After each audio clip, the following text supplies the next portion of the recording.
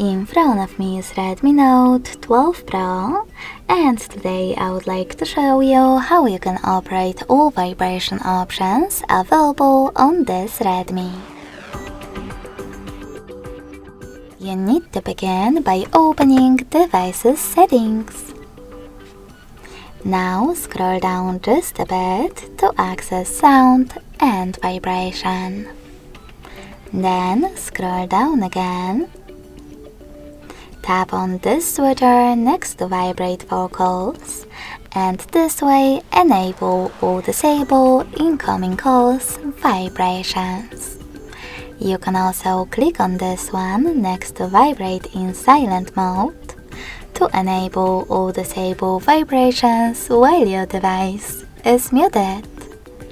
Lastly, click on this switcher next to Haptic Feedback to switch on or off vibrations for gestures and system controls. If you decide to enable them, you can also adjust intensity by swiping left or right on Haptic Feedback level slider. Thanks so much for watching. If you enjoyed this video, smash that like button, comment, and subscribe. Bye!